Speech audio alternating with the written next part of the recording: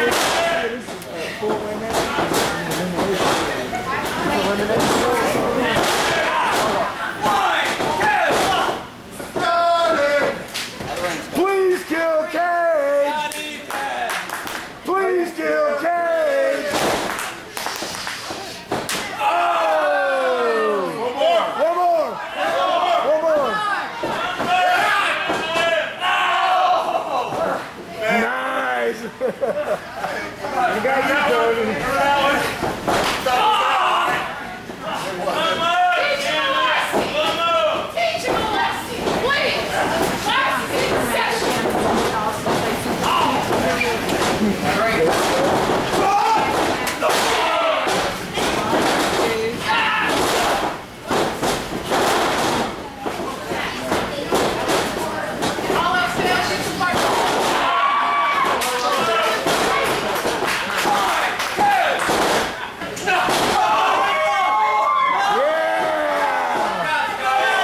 Gory stuff, baby.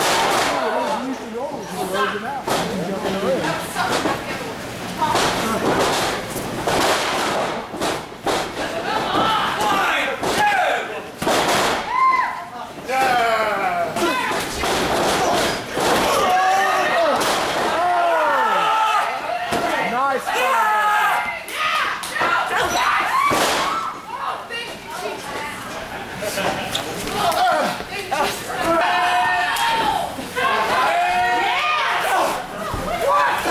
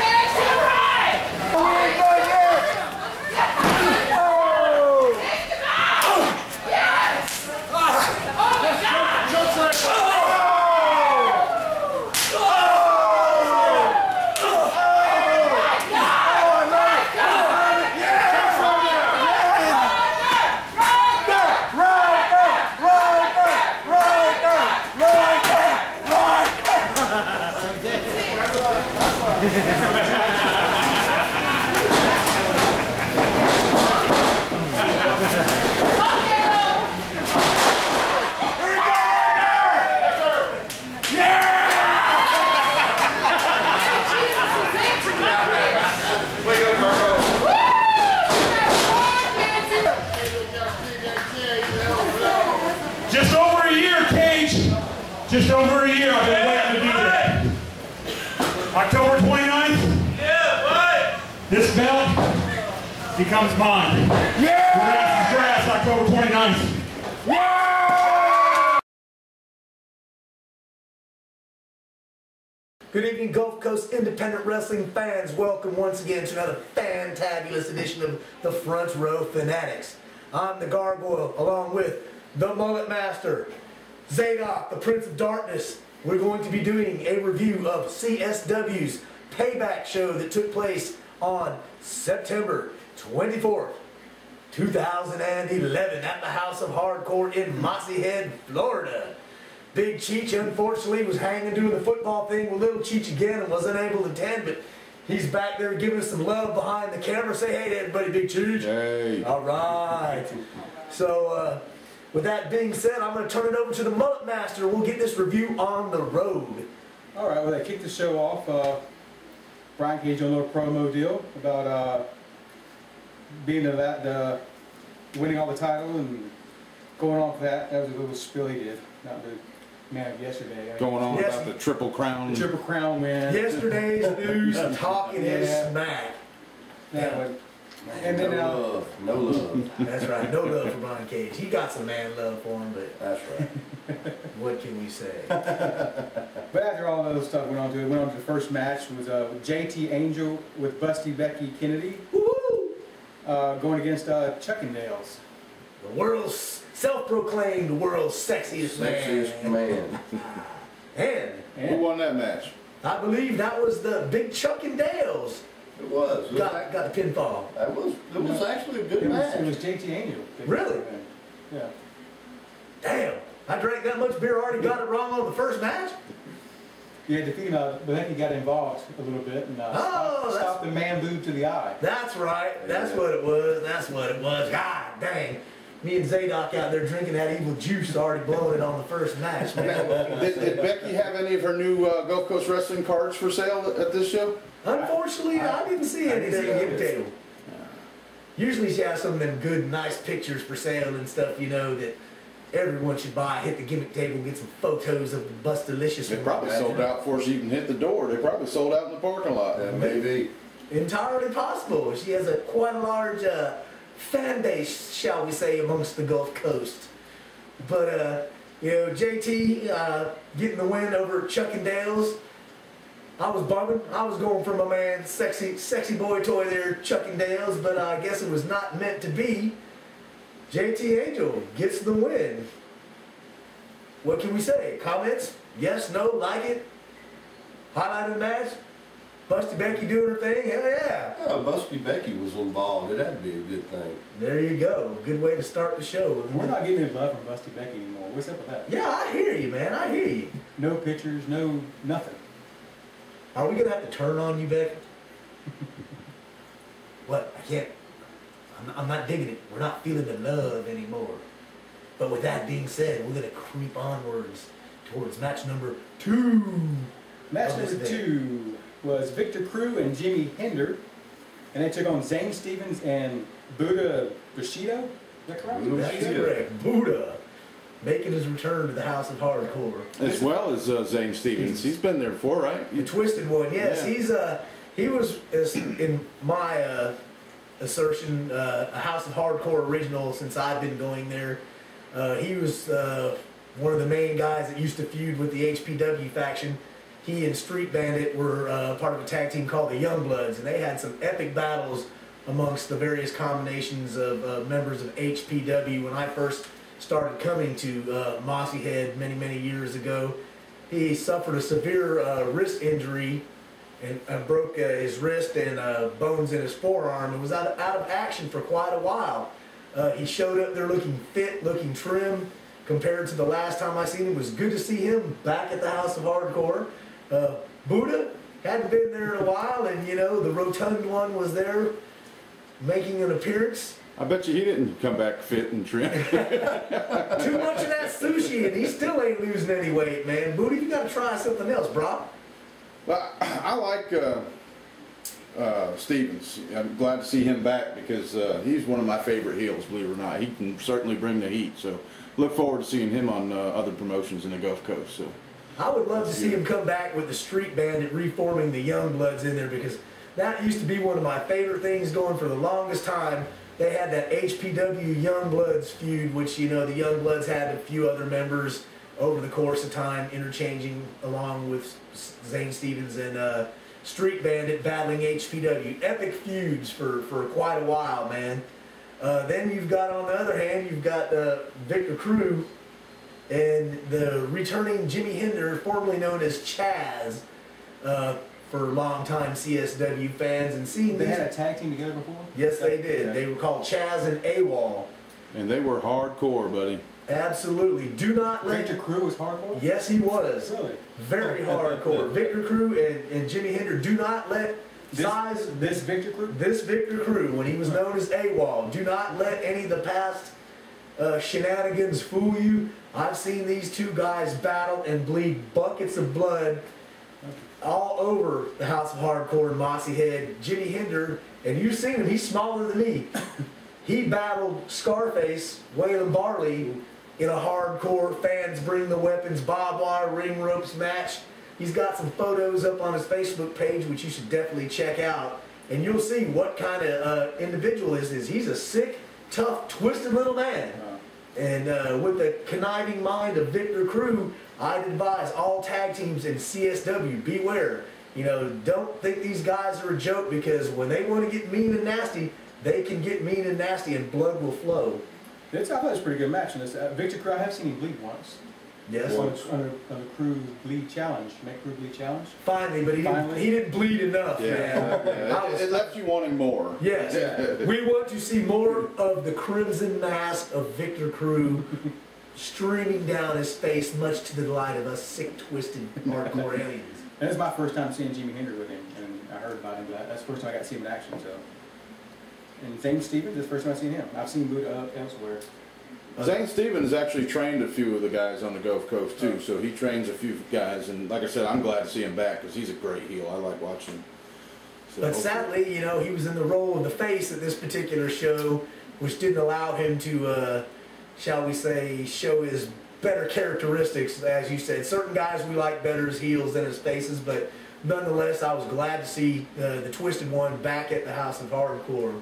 Zadok, you're awful silent over there, man. You just chilling and drinking beer, or what's this? Just chilling, drinking some beer. I actually enjoyed that match quite a bit. That was the first time I had seen Buddha Bushido as well. It was a good match. I mean, Crew, it's actually the first time I've seen Victor Crew in a tag match.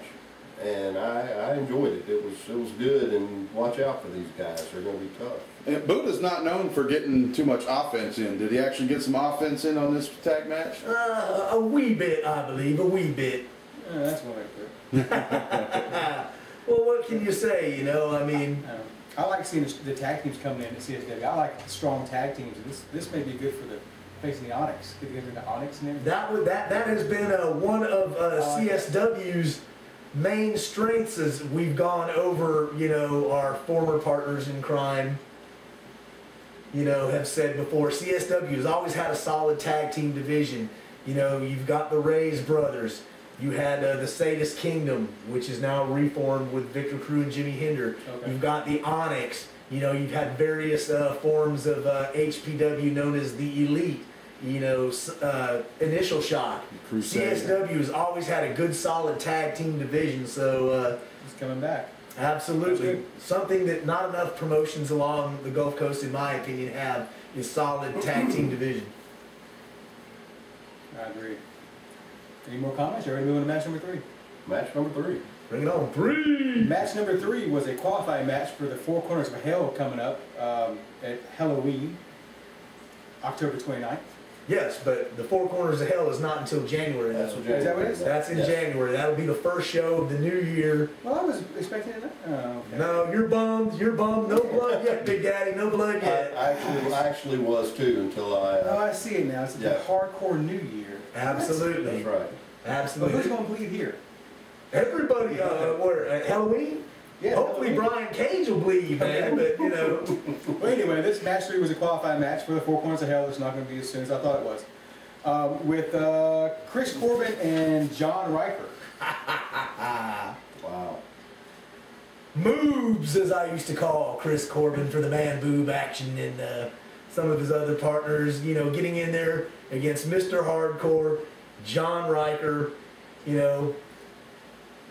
Chris Corbin came out there talking smack about how he's going to be the foundation of CSW and all this other stuff until he heard Riker's music kick up, and then looked like he, as someone else said, pooed himself a bit, you know. That's right. He changed his tune immediately. Yeah, he's gonna be the. He wants to say he's gonna be the foundation of CSW. Yep. I don't know about the foundation of CSW, but I do feel that the kid's underrated because he really does put on a show. You know, he's got great on the stick, and he really, you know, he can wrestle. He knows what he's doing. As far as being the foundation, I'd have to disagree, but I do feel that he's underrated. And he does draw good heat from the crowd. You know, the crowd interaction that he does. He gets the building hopping. You know, just like Victor Crew, a lot of people talk smack about him, but those two guys are two guys that can instantly fire up the crowd and get them hating their guts, just like that. You know, unfortunately for Mr. Hardcore there, I believe he was disqualified, and Chris Corbin got the win to be the first lucky entrant in the Four Corners of Hell match. So, and he used a chair. Was that chair? That wasn't a chair you passed. No, that was for that was a different chair. chair. That was different. That was later on in the show. There. Okay. Yeah. But using a chair, got disqualified, and Chris Corbin took the win. And moves on. Yeah, he moved on fast too. He moved his ass on out of that ring before Riker killed him.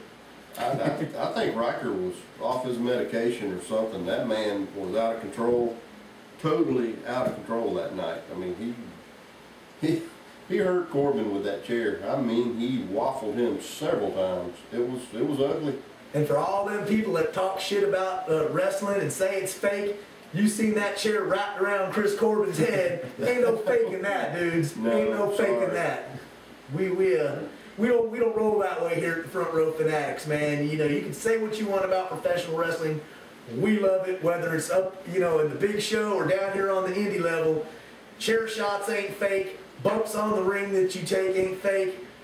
Falling out on the floor, getting slammed, chopped, kicked, that's not fake.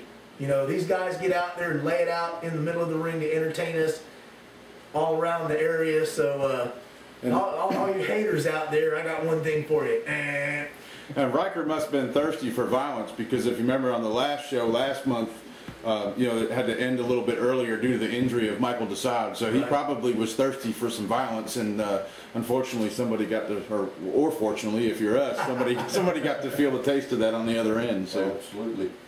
We love us some violence because we're some sick puppies. The next match, we on the match number 4, was something I've never seen before. It was a strong style showdown. Right. With Shane Gibson and Michael Desad. And they were kicking the crap out of each other.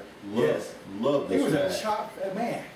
That was First time I've seen that. Hence the name, Strong Style, because they were strongly beating the crap out of each other without the use of weapons or anything else. It was an extremely aggressive, physical match between two tough guys. And I've seen both of these guys over the course of the years that I've been going to CSW and Mossy Head bleed buckets, and they've been in every kind of match imaginable. They've all been in Four Corners of Hell. They've been in Wired. You name it, they've done it at CSW. And those two guys just, I mean, they literally kicked the crap out of each other. And Michael Desad got the win by knocking out Shane Gibson. That's not something you see very often. No, this is true. And Shane Gibson is a tough guy. I think it was like a spinning elbow or something to the back of the head. Put him out cold. Great match. And did you know it was over when it was over? No. Is it over? Who won? Yeah, you can tell in the man's face. Like we say, there's a lot of people who want to talk smack, but if you were there, you can watch the video.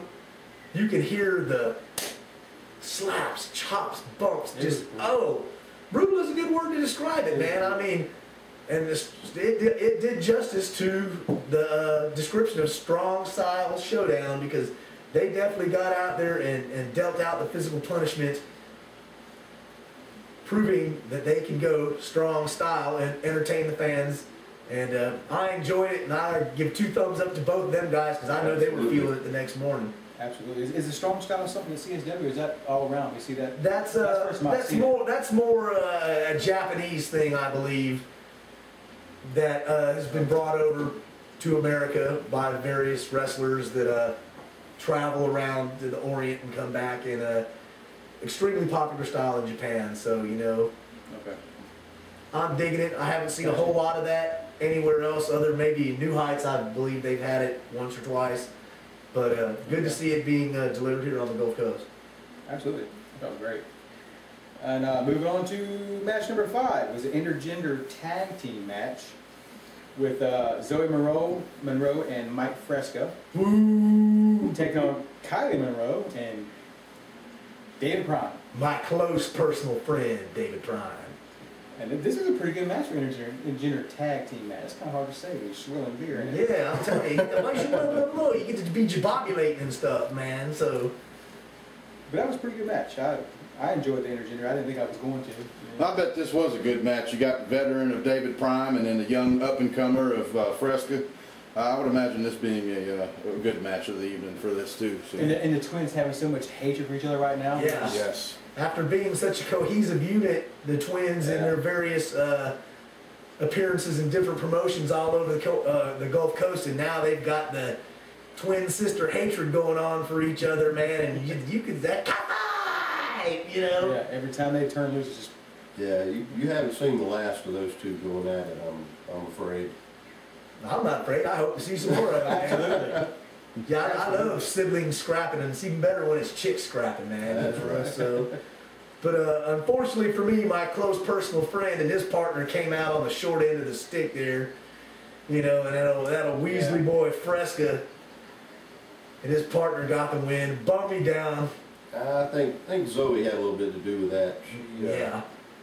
A little extracurricular activity going on there. Don't think we didn't see that. We got it on video. That's right. We have irrefutable video evidence. But like Nature Boy says, it ain't cheating if you don't get caught. That's And right. bottom line is, they didn't get caught. They got the 1, 2, 3, and hence the victory. And you know, like I said, it was an enjoyable match. There was more to that match than I thought was going to be initially because, Absolutely. as you said, the only real veteran in this match was David Prime. Fresca's still pretty young and new to the sport, as are the Monroe twins, and it was pretty enjoyable. So I'd like to give some props to all 4 of those participants involved in that match, and you know, kept the crowd going. You know, that slow crescendo being built up match by match by match. You know, Most intergender matches where they have to be female, male, male. Did they have that going on for this match That's too? the way this one worked that way. Yes. but there was a lot of you know, female on male action there too. You know, they stayed in the ring. I'll give them credit. They didn't always tag out right away. Either one of the Monroe twins stayed in there grappling against their male counterparts. You know, but for the most part, Well, the match started out with Kylie Monroe and they were getting ready to start, and then Mike Fresca walked up behind her and gave her a stiff right hand before he was made to leave the ring. So that he got an upper hand right off the Right start. off the bat. being the gutless coward that he is, hitting a woman from behind, man. Psh, boo. So, you know, Those girls are salty though. yes, I'm telling you. yes they are. And I guess with that being said, we're going to take a quick break here, gather our thoughts, get a fresh beer, do some other kind of secret front row Fanatics activities that only the privileged few are allowed to know of. And with that being said, John Riker, you wait a year. A year ago tonight, I made history.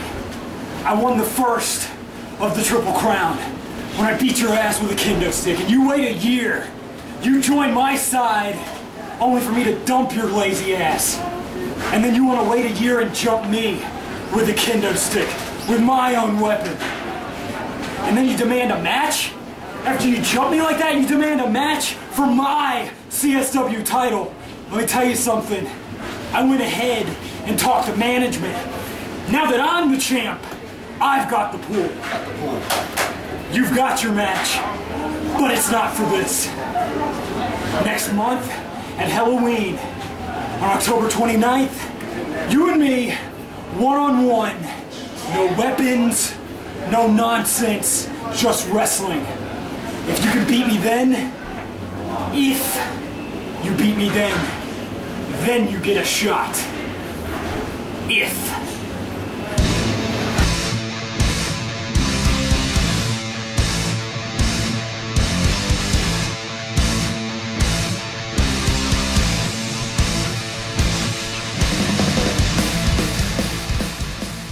Alright, Gulf Coast independent wrestling fans, welcome once again to another fantabulous edition of the Front Row Fanatics as we are continuing our review of Culture Shock Wrestling's PayBack show that took place September 24th, 2011 at the House of Hardcore in Mossy Head, Florida. With that being said, I'll turn it back over to the Mullet Master. Alright, then match number 6 was a three-way dance qualifier for the Four Corners of Hell. Yeah, baby. And it consisted of Lane Smart, Darius Kane, and Tim Haney. Who? Big Tim. Tim Haney. Big Tim Haney. What? Who? What? Who? What? Well, I had to start off saying Tim Haney looked pretty good in this match. He looked a lot better than he has in a long time. Absolutely. Last month I said the same thing, or the last thing at CSW, and then this match here is even better. Like he dropped some weight, he's been hitting the gym or whatever. Looking good. Absolutely, and I tease Big Tim quite a bit, but as you said, you can see he's putting in the work at the gym, he's putting in the work in the ring, his attitude and demeanor inside the ring, his interaction with the fans is getting more intense, you know, and I'm liking it, and as much as I tease him and give him a hard time, he's definitely on a roll and stepping up his game. At least in CSW anyway, where I've seen him, you know, and drastic improvement. And I definitely want to say, keep up the good work, Big Tim. It's paying off. It's showing in your promos. It's showing in your in-ring work, and it's showing in your physical appearance. So I mean, I'm all for it. He's working hard. A young guy trying to make his mark on the Gulf Coast there, and the hard work's paying off. Absolutely. Pop for Haney. I love this match. Really? Really? I did. Cool. I did, man. It was three big guys. Darius Kane, young guy on the Gulf Coast scene that we've been talking about quite a bit. A lot of folks have seen him around. Strong, quick kid, good attitude, got some great talent. And Lane Smart, you know. Ooh. Oh, no. Lane Smart, big guy, strong, impressive. I've really been enjoying watching Lane Smart work. He's an evil man. Since he changed his gimmick from the super nerd thing. I wasn't real crazy about that, but he's come out as himself, just a big, powerful guy. And Haney, everybody knows I'm a big Haney fan. What? Good work. Yes, I am. I'm a Haney fan too. Sorry, guys. But Don't apologize for your taste now. I mean, I'm ready to see Haney work in some single stuff. I think he's ready, and As much progression he's had from last month to this month's show here, next month he may be ready for some good stuff. I'd like to see it. I think he's ready. Let's see what he's got. just goes to show you that hard work will pay off. And you boo Lane Smart, but let me tell you something about Lane Smart. He is another guy who is a veteran of CSW and who I've seen in Wired, who I've seen in Four Corners of Hell. He's tough, he's mean, he's nasty, he'll bleed buckets, and he'll do what it takes to get the job done. So I don't like his haircut. Well, I mean, what can you say? The last vicious match I've seen him in, which was just extreme, was the barbed wire. The last with one, John the wire. Yeah, that was awesome. I mean, you're right. I mean, he bleeds buckets, he gives it all, and he ain't afraid to do any kind of match, any style with anybody. So. And he did get the Duke to become the second qualifier for the Four Corners of Hell that will take place at Hardcore New Year in January. So Lane Smart gets the win over Big Tim Haney and Darius Kane. And I also want to give some props to Darius Kane. As Zadok said, an impressive young talent here on the Gulf Coast, making strides and making his presence known. And hopefully we'll get to see him at some other promotions here soon, because more exposure and more ring time will only improve this young guy's skills and help him build a reputation on the Gulf Coast. Overall, like I said, I'm with you. I enjoyed the match. You know, Lane Smart gets the Duke, and he's the guy that won't be afraid to let it all hang out in that Four Corners of Hell match. Yeah, and that was my second time seeing Darius Kane, and He really impressed me this last time I seen him. First time I was like, oh, he's a new guy, I don't really know anything about him. And this time, I liked it. And he's the greenest guy to break out on the Gulf Coast scene that we've seen in a while. Recently, yeah. And hopefully some of these promoters will put their heads together and see what we can do to get a few more new guys breaking the scene for us too, because we need that in the Gulf Coast. Right, got to have that continual infusion of new blood and new talent into the scene here on the Gulf Coast, because if it doesn't, you see the same guys, and it's no diss on anybody that we go see, but you see the same guys over and over, it starts to get stale. It doesn't matter, you can change the storylines, angles, gimmicks, whatever, but you know, got to keep that fresh, young, new blood coming in. So promoters, keep working hard to train new people, bring in, don't be afraid to give a guy a break, you know. Give him a shot. What's the worst that can happen? Okay, he has a bad match and you send him packing and don't bring him back, you know. But you can't run the same thing over and over and over. The fans will get tired of it sooner or later. But Darius Kane, definite impressive young guy. He even gave some good props for front of Fanatics. Yes, he did. Yes, he did. Yes, he did. Appreciate that, Darius. And as you said, Lane Smart took the win on that and moves on to the Four Corners of Hell that's not happening in October. It's going to be January. It's okay, Jimmy. It'll be worth the wait, baby. Your blood, I was so ready for that. Your blood thirst will be satisfied. I'm telling you. That crushed my heart today. I was so looking forward to that date. Okay, moving on to match number 7 was a tag team match with the tag team champions of CSW, The Onyx. Onyx. And it took on Jimmy Rogers and Trooper in a non-title match. Well, they didn't deserve a title shot anyway. Absolutely. I haven't seen. Well, I did see Jimmy Rogers the month prior. That's right. As something else, right? Yes, I believe he called himself Draven. Yeah. That was cool. And no, it was cool. It was sad. It was sad. That was a sad performance last and I've seen Trooper in another organization like a couple of times. Yes, you've probably seen him IPW. either at IPW or New Heights. New Heights, yeah. New Heights, that's what it was, New Heights. So that's a pretty good match, but I don't think it matched up with the Onyx. No, not at all, not at all. Though Trooper is a veteran tag team wrestler, is part of the SWAT team along with the Legend Cobra, that's been a dominant tag team here on the Gulf Coast for many years. New partner here in Jimmy Rogers, lacked the cohesiveness that he would normally have wrestling with Cobra. And you know, what can you say? You're against the Dirty Hustler and Terry Allen Jones, the Onyx. The ghetto superstar. That's right, the ghetto superstar, Terry Allen Jones. And they just put the beat down on him. Absolutely. And if they're going to stay as a tag team, that Rogers and Trooper, they might have to do some work. Absolutely, I agree with you, and I'm not thumbing my nose at either of the guys out there for their years of experience and all that, but to be a good tag team, you've got to have a lot of in-ring time together to work to get to know each other, and it's obvious that the Onyx was the far superior tag team in this match, and Absolutely. And Jimmy, we hammered you pretty hard last month as Draven, but you showed some skills this time around. It's only the second time I've seen you work, and it's I can see for a second. You said I like this too. No, no, bro. I do. I can see why he's been around for a while. Right. You know, the guy's got some skills. As you know, like you said, as the tag team, they really didn't gel very well. Of course, they're against the Onyx. You know, nobody's going to look real great against those guys. But much better this month, Jimmy. I just wanted to let you know that absolutely, we beat you up last month so bad. We do, dog, but we also give credit where credit was due, and that was a definite 100% improvement in the performance over last month's show, you know. So we might be harsh, but we're also fair. So, you know, with that being said, let's roll on to the next match. And of course, the Onyx took the win in that match. Without a doubt. Was there any doubt? There was no doubt. No doubt. The Onyx. Okay. Moving on to match number 8 was a qualifying match. Wait, before we go, buy your Onyx t-shirts, baby. They got them on sale. Hey, I got my new swag the other night. That's right. I got mine, too. I got one. You do. Oh, all the Front Row Fanatics got damn Onyx swag. We are in the club. That's right. That's right. And we'll be debuting some new swag here later on, too. So That's right. All right, moving on to match number 8. Another qualifying match for the Four Corners of Hell in January. Cali Kid versus Doug Pitt. Wow. You're not laughing Okay. Why would I laugh? That was a pretty good match. I like this match. Absolutely. Hell of a match. Cali Kid has really, really stepped it up from when I seen him over at New Heights.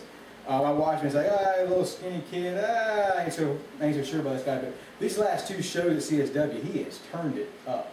I even put him on a vote as the top cruiserweight on the Gulf Coast on the forum. He should have got some love on He's that. another one, in my opinion, that's a little underrated. Definitely People don't underrated. really appreciate him, but he really is good in-ring worker, and you know, he's good at drawing heat. You know, and you know, part of the Californication. I mean, they really pulled the heat. Huh? Well, The other side of the room. the non-noise making side over there where they're always away from us. They did good this time. That place, we blew the roof off that place. This is true. I'm telling you. You know, the Cali Kid, you know, he's got good mic skills, you know, and I agree with Cheech. He is definitely one of the most underappreciated wrestlers along the Gulf Coast. I've seen him wrestle in a variety of promotions. He's not afraid to bleed or get nasty and go hardcore either. I've seen him split his head open, you know, at the Ultimate X match they had at WIW in Panama City. I watched him and T-Bird have a hardcore match. Tables, ladders, chairs, you name it, blood, guts. I've seen him give BTY all he can handle and then some. You know, California Kid, you look at the guy, slim, Right. you know, he's not a muscular, impressive physique, and you think, God, this guy's going to get killed. But the Iron Fist, baby, as Zadok showed you there, he will bring it. And he brought it to Doug Pitt, who was another phenomenal talent, you know, on the Gulf Coast. It's working back from injury, and I teased Doug a while ago about, hey, you need to lose some weight, get back in shape. You can see Doug is hitting the gym too, and he's getting back. And when Doug Pitt is in top form, he is one of the top talents on the Gulf Coast, bar none. You know, so this was an excellent match between two guys that are not afraid to lay it out there all on the line for the fans, and they did. Super kick versus super kick. Yeah, Doug's Super Power Ranger kick against the California Kid's super kick. The California Kid can fly too. He can keep up with the likes of, you know, say Soldier, and just really pull himself together in the ring and just about match up with anybody he's put with. So he's really good. I thought it was a great match. I don't worry about that. My wife really liked him. Yeah. That Miss Lisa was digging on some Cali Kid? No, she's digging on Doug. No way! Yeah. I No, don't. Him and Busty Becky still. no, I don't know, man. There's all kind of stuff going on there in the underbelly of the independent wrestling scene. Man. We don't know. Don't worry about that. But Miss Lisa She's did. really interested in him. I'm like, Hey, yeah, well, I hear hey. you. I hear you. I'm gonna have to ask her about that when we get back to the house. do that. Man. What's up with that? Might have been the wardrobe malfunction. It could have Oh, been that's right. malfunction. Yeah, the easy access drawers that was I on guess there. So, Yeah, But- don't forget to check with your tailor, Doug, before you work yes, again, buddy. extra strong thread next time there, bro. But all in all, that was an awesome match, man. Awesome match. It was. California Kid gets the Duke, and he becomes the third participant in the Four Corners of Hell that will take place in January at Hardcore New Year. There's one slot still left open, which will be determined in the next couple shows at CSW, you know, before January. So I should put those clues together. They wasn't going to be October. They only got 3 to 4 guys. it's okay. Drink some more evil mullet juice, buddy. I miss a lot too, but do we care? No. We're having fun, and that's all that counts. So, I mean, great match between those two guys. Had the crowd popping and hopping. Awesome. All right, move on to the main event of the evening. Dun, dun, dun, dun. It was a 4-way lucha style match for the CSW title. At the beginning of the show, this one started out was going to be a 3-way match. And then David Sr. announced that from management there was going to be a 4-way, and the mystery opponent would be announced at the end of or later in the show. Well, Brian Cage come to the ring with Billy Reyes and Scotty Reyes, and then the mystery opponent come out, and it was none other than MOD. The Master of Devastation, Cameron Frost, baby. Welcome back, Cameron. Thank you. It's good to see the MOD back in action in the House of Hardcore, rehabbing that knee injury that happened many, many months ago. You know, it's good to see Cameron Frost back in action. This match was everywhere. Did he show any ring rust or any signs of the leg or anything in the match? To be honest, and everybody knows I'm a big Cameron Frost mark. Yeah, he showed a slight bit of ring rust, you know, but still, acquitted himself quite well in the ring, delivered a great performance. But it's hard, especially with a knee, because you can't work out, you can't do cardio. There's a lot of stuff you can't do when you're limited with the knee. But he came out there and being the master of devastation, he got right in the mix from the get-go. Well, Cage made him look like $1 million too. Oh, you've got to be kidding me. I've heard it all now. That's what I'm talking about. Cage, yesterday's news, oh my God, man. Sorry, I have to call it. We call it like we see it. Cameron Frost has had farts that have been longer in the House of Hardcore than Brian Cage, man. Jesus, Brian Cage. Speaking of Brian Cage, where is Brian Cage? Yeah, what happened to him? I thought he was supposed to be here, man. He no-showed us. Yeah. He texted me a little bit ago. He got hung up at the gym. What? He got hung up The gym? Jim? What? Well, yeah. What was that? Jim and Bob's Fish House or something down the street? He was getting some more from that jelly roll or the bakery or something. He ain't seen a real Jim, and I ain't buying that. I'm just telling you what the man said. He got hung up at the gym. He's been working hard, getting ready to defend his title against Riker, and that's all I know. That's all I can take. That's what I think it is. I think he got scared because of Gargoyle and John Riker being such on a close personal friendship that he was afraid that he would be here too, and pretty much put his tail between his legs and just said, "Nah, I ain't coming." No, that's not how it went down. Yeah. Especially after check out the video, fans, and when John Riker's beating the crap out of him, I throw the chair up in there for him. Get him with that chair, Riker, baby. Why? Because I hate you, Brian Cage. I was going to try to give you a little relief here, buddy, but I was trying to get my wife out of the way. I feared for her safety because Riker had gone berserk. I got to take care of business first. There was bodies flying everywhere. Everywhere. This is true. This is one of the things that makes CSW, sets them apart from any other promotion along the Gulf Coast. You are in the most intimate setting for wrestling along the Gulf Coast. And when they say high-flying action and bodies flying everywhere, you better be ready because, as Zadok's wife found out, they'll land in your lap if you're not careful, man. You had the high-flying Reyes brothers going everywhere. You had the MOD kicking ass. And as much as I hate Brian Cage, I always give credit where credit is due. And Brian Cage knows this. I've had to bend over and just grovel when he delivered on promises that he made. And he was out there kicking butt and taking names too. And these four guys, especially with the lucha style rules, anybody can jump in as soon as one guy's out of the ring.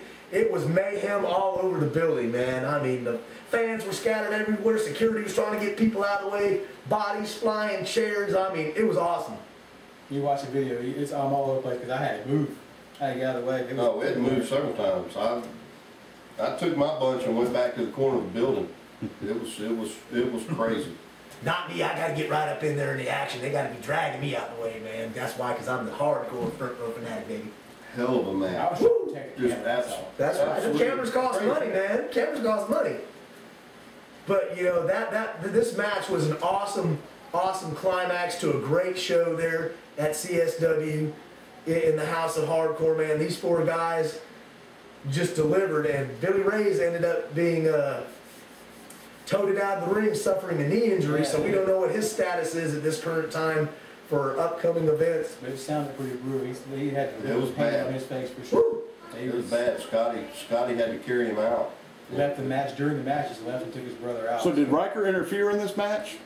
No, No. This was actually after the match was over. Riker came back Okay. out. There was a little interference in the match, though. Yeah, by Mike Fresco. Brian Cage's little Mr. Popularity. fruit booty buddy there, his bag toter. With a kendo stick. Yeah. He came in there and brought the kendo stick, and they laid a few welts upon somebody, and Cage gets the quick pin. 1, 2, 3, retains his CSW title, much to the dismay of everybody except for Zadok. I don't think that had any effect on the outcome of the match. I'm sorry.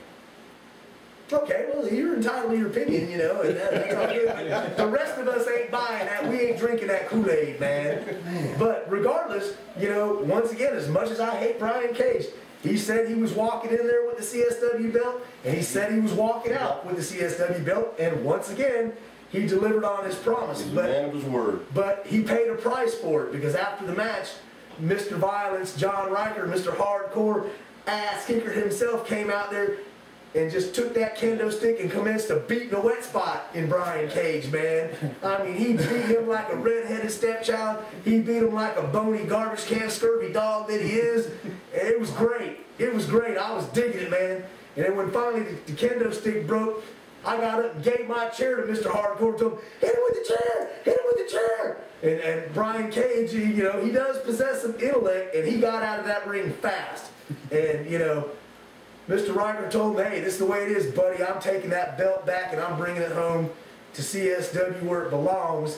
So I believe that's setting up the heavyweight title match at Halloween. Am I correct in that? Right. Yeah. Yes. So that's what happened, and we got that little history thing going on there, and Riker and Cage were kind of partners briefly for a while, and then things changed. And that's what I was going to ask, and not to put you on the spot, but I don't really recall the transition of what happened from that to this. Well, at one point, Riker, Mike Fresca, and Brian Cage called themselves the Crusade or some faction of that name, and basically Brian Cage said Riker wasn't holding his own and all that, and they jumped him and put the beat down on Riker, booting him out of the Crusade, and that was the end of that. And this is what stirred the beginnings of this feud up. So that makes a little more sense. They kind of brought the story together. Yeah. I had no idea either. Damn, it's bad when the drunk mask wearing guys got to lay down the line for y'all. But one thing, backing up a little bit, and one thing I noticed, and it's something we discussed after the last show, I think, Initial Shock. I didn't see DJ Durst in the house. Nope. At all. Or Extreme G. No. So we don't know if that faction is broken up due to the. Well, they were. They had some issues last time around, I believe. At the 10 Years of Mayhem, yes, they did. They had some issues. So he made a mistake, but he did the same mistake 2 times, 2 different shows, 2 different matches, where he kicked him in the head, basically. I think so. So we'll have to see what happens there with Initial Shock, but the bottom line was, as much as I hate to say it, Brian Cage retains the CSW belt. Boo's right. Icon, baby. Yeah, he's the icon. I con you people into thinking I can wrestle. That's what he is, man. So I guess with that being said, shall we roll into match of the night, runner up, blah blah blah, whatever we got going on? Do we want to take another break, or what do we want to do, guys? Let's do match of the night. Match of the night. Runner up. You, me, Go ahead, Mullet. What do you think? Okay, although it was impressive to see John Riker beat the hell out of Brian Cage and that was, the main event was spectacular. But my match of the night is going to go to Cali Kid and Doug Pitt. I like the matchup. I like what I see of Doug Pitt, and I like what I've seen of Cali Kid here recently. And that got my match of the night. And I guess the main event's going to be the runner-up. It's a quick toss-up between that and that strong style match. That strong style match was something I haven't seen. And it went by knockout. Come on. I hear you. So I'm kind of in a tie with those two, just because of Brian Cage getting beat down. But I'll leave it at that. They're a tie. Those two are a tie, and my match of the night is Cali Kid and Doug Pitt. Zadok?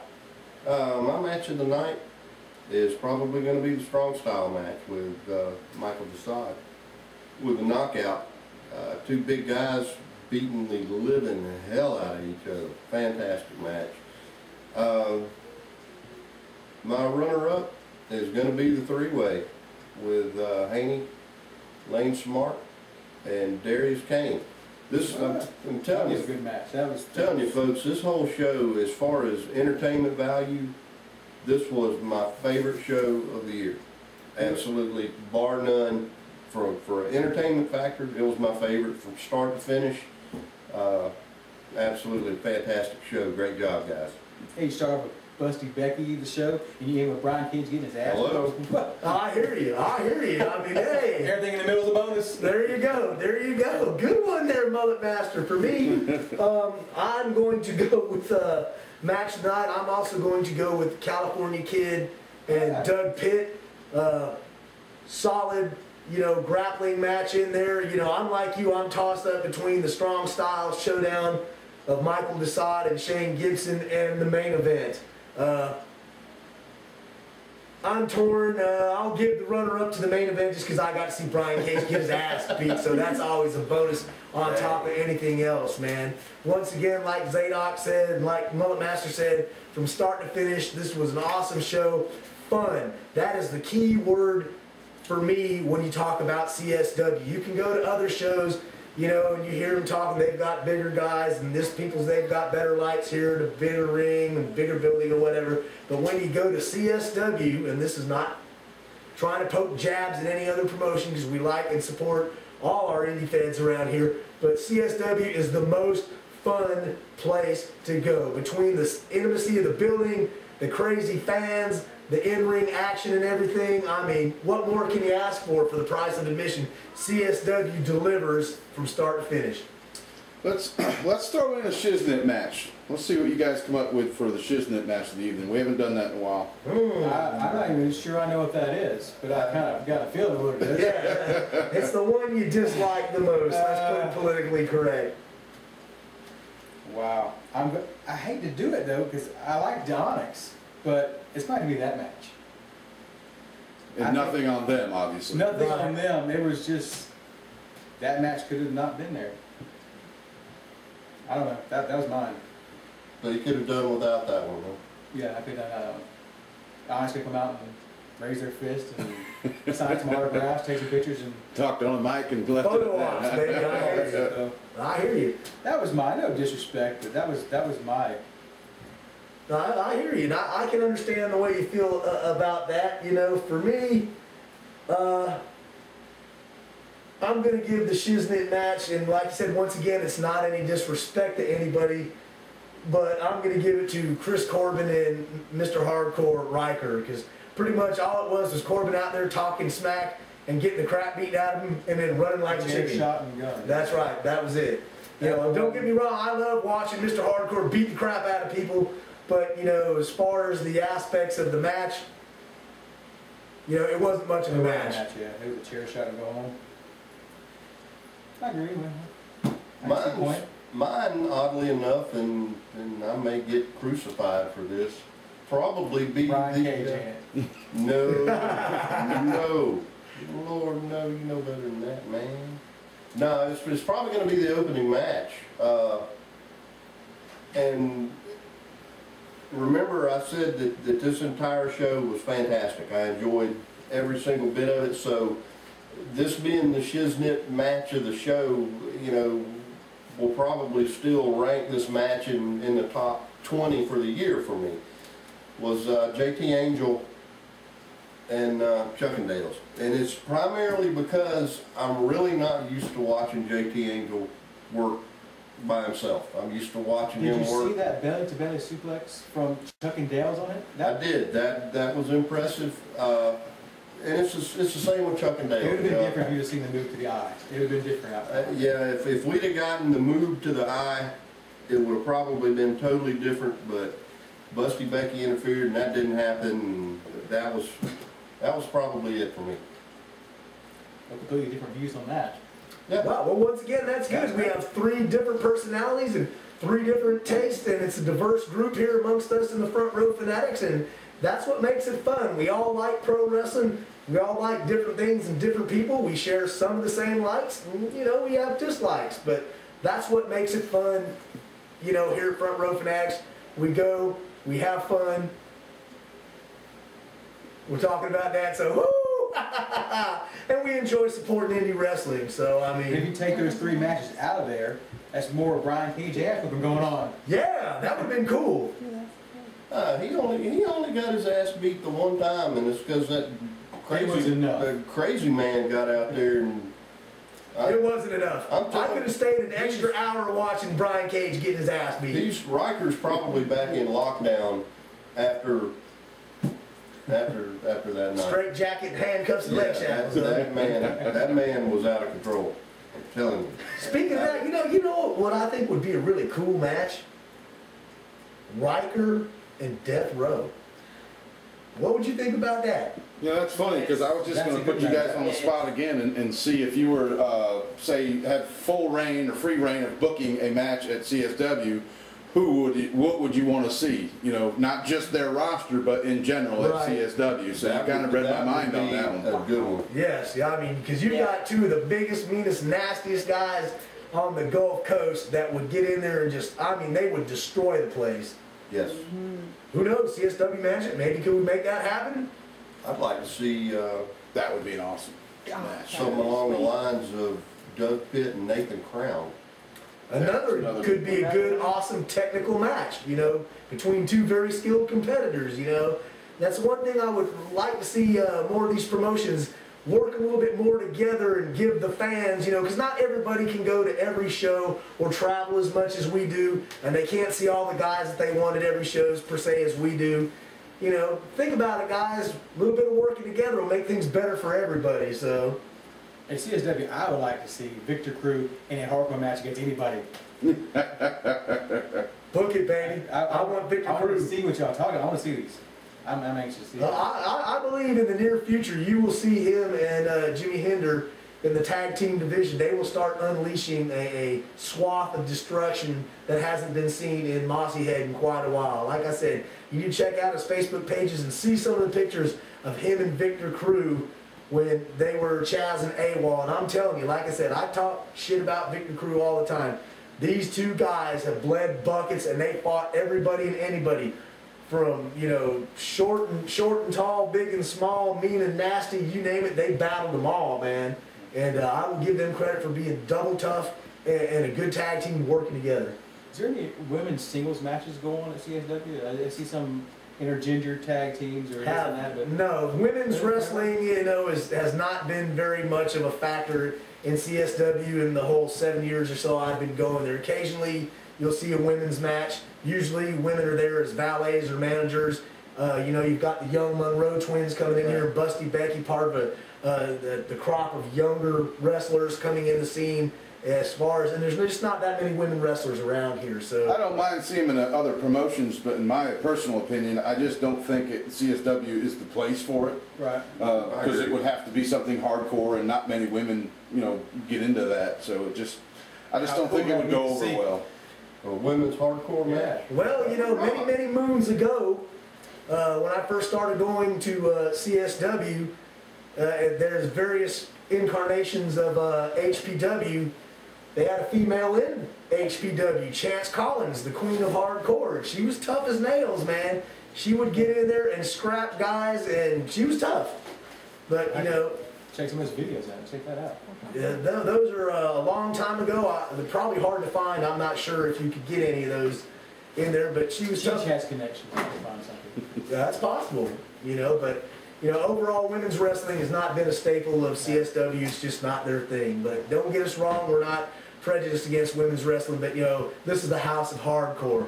Blood, guts, violence, that's what we want to see. And, you know, we love the ladies as much as the next, and we don't want to see that. Well, I just asked. I see more women coming in the last couple months. You know, Well, that's coming good. in and That's good, too, because, once again, that brings in some fresh variety right. to what's happening at CSW. So, you know. I'm definitely glad to hear that Frost is back. That's awesome to CSW, and I also hope that we get to see him, you know, make an appearance at NWA soon too. I would love to see him go up against somebody, say the likes of Wardell Walker or something like that. Ron Hyatt, the Front Row Fanatics, wants you to book Cameron Frost at a show soon. That's right. Look forward to that. So, anybody got anything else they want to talk about? I'm out. All right, well, I need another beer, so I guess with that being said, we'll see you in the front row. CSW, baby, October 29th, Halloween, be here at the House of Hardcore, yeah! Greetings to Commissioner Bobby Dahl and the owner of Planet Wrestling Pensacola. Here we are, your favorite gang, the Panel Puppets, and we got one thing to say to you, we'll see you in the front row.